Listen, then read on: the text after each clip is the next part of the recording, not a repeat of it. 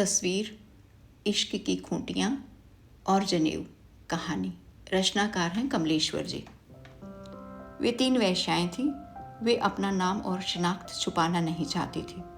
वैसे भी उनके पास छुपाने को कुछ था भी नहीं। वे वेश्याएं लगती भी नहीं थी।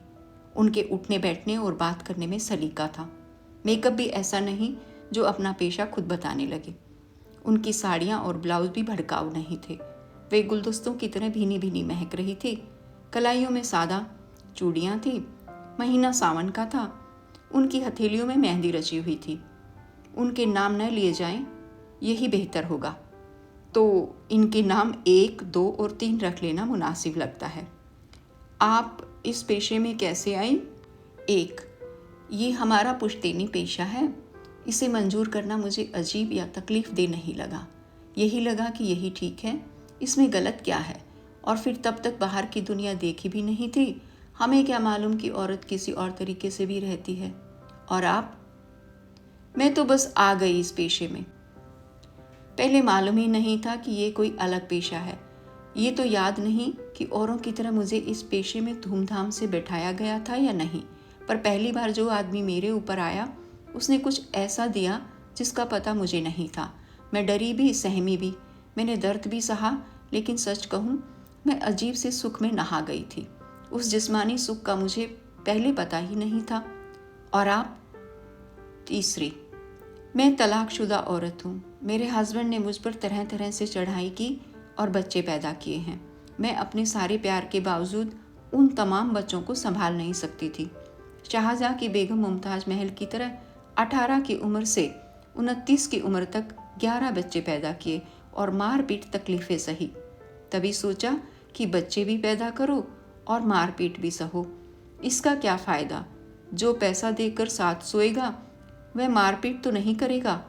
और यहाँ हम, वैसे तो हम रहते नहीं, अगर रह जाएं तो गिरवा भी सकती हैं। यहाँ मज़हब की जकड़बंदी नहीं है। ये तो नहीं मालूम कि इस सिलसिले में मज़हब में कुछ ऐसा है, लेकिन घरों में यही बताया जाता है। औलाद पैदा करने की मजबूरी से ये तो बहुत बड़ी आज़ादी थी। दिक्कतें तो होती हैं, कुछ बेहद वहशी लोग आते हैं, वे सताते हैं, लेकिन ज़्यादातर औसत लोगों से साबका पड़ता है, जो पैसा तो पूरा देते हैं पर कोशिश के बावजूद वक्त आने से बहुत पहले बेकार हो जाते हैं। हम उनकी मदद करते हैं। शादीशुदा जिंदगी में औरत इस हुनर को सीख लेती है। पहली जी, जब देखा कि औरत और तरीके से भी जी सकती है तो मन हुआ इस धंधे को छोड़ दूं। पर अम्मी और मालकिन ने बताया इससे बेहतर धंधा नहीं है। बड़े से बड़ा आदमी तेरे कदमों में आकर बैठेगा। उन्होंने हमें नाचने गाने की तालीम भी दी। सीख ले, अरे सीख ले, न जाने कब तेरी कौन सी अदा किसी को पसंद आ जाए। बड़ी सी बड़ी बेगमें हरम में पड़े पड़े यही धंधा तो करती रही हैं। दूसरी, देखो भैया, ये जिस्मानी सुख तो एक बात थी, फिर धीरे धीरे पता चला कि उम्र ढलने के बाद क्या होता है। हमारे साथ नेपालिनें थी, बंगालिनें थी। वो अपने घरों को याद करके बहुत रोती थी।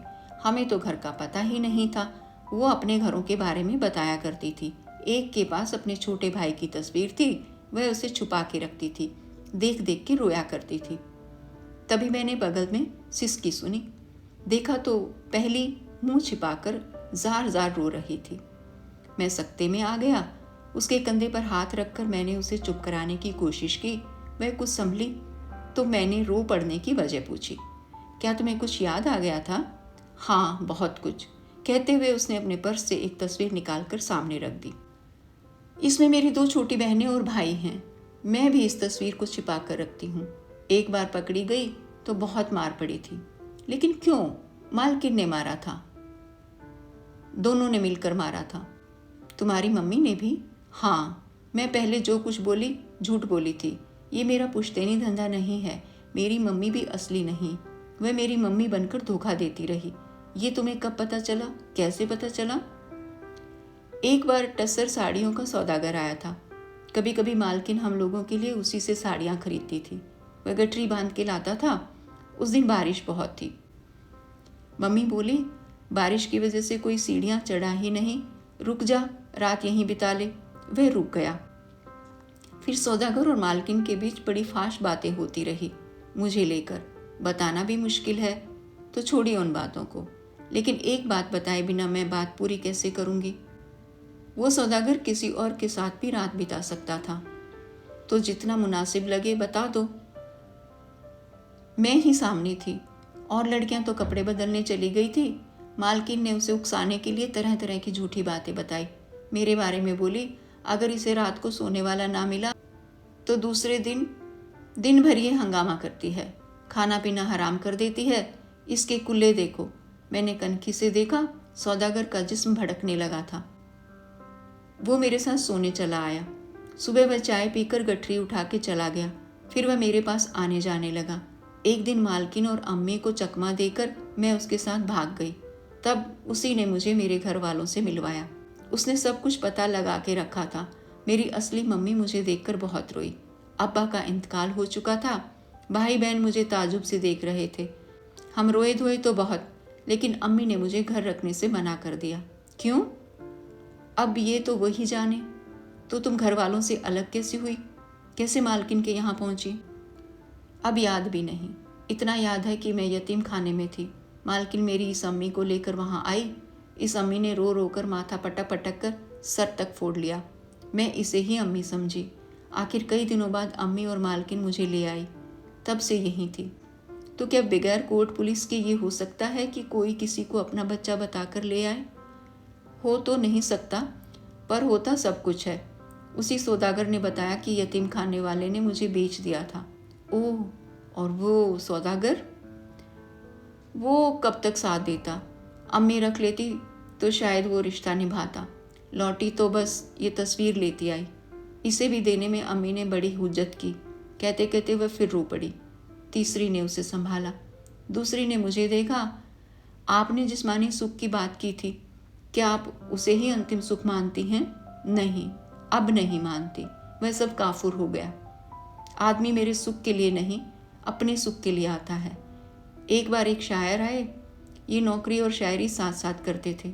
नौकरी का पैसा वो बेबी को देते थे, शायरी का मुझ पर खर्च करते थे। एक दिन बोले, हमें तुमसे इश्क हो गया है। मैंने पूछा, तो शादी करोगे? वे बोले, शादी में बहुत झमेला है। फिर मैंने उनसे कहा, तो ये इश्क विश्क की बात छोड़ो, जो करते हो करते रहो। इश्क बेबी से करो, हमारे पास जब मन करे आते जाते रहो। तमाम बेबियां इश्क की खूटियों पर टंगी हैं। हमसे इश्क करोगे तो वो कहाँ जाएंगी? बड़े अजीब अजीब लोगों से पाला पड़ता है आप लोगों का, नहीं? तीसरी ये बात सुन के हंसने लगी। पहली भी मुस्कुराई। उसकी आंखों में अब आंसू नहीं थे। उसने तीसरी को कुछ याद दिलाया। वो लेमन चूसने वाला। उससे भी मज़ेदार है एक और। उसकी बीवी गांव में रहती है। वो किसी स्कूल में मास्टरी करता है। अच्छी हिंदी बोलता है। कहता था, मैं मंगल के दिन वेश्यागमन नहीं करता, ये बजरंगबली का दिन है। हम सभी को बेखास्ता हंसी आ गई। मुझे एक शेर याद आया। एक शेर अर्ज करूं? जी सुनाइए। शेर है, सुबह को तौबा कर ली, रात को फिर पी ली, रिंद के रिंद रहे, हाथ से जन्नत न गई। तीनों ठहाका लगा के हंस पड़ी। इससे भी ज़्यादा मज़ेदार बात एक और है। क्या? वैसे तो वह पैंट शर्ट पहनता था, लेकिन ऐन वेश्यागमन के वक्त वह कान पर जनेऊ चढ़ा लेता था।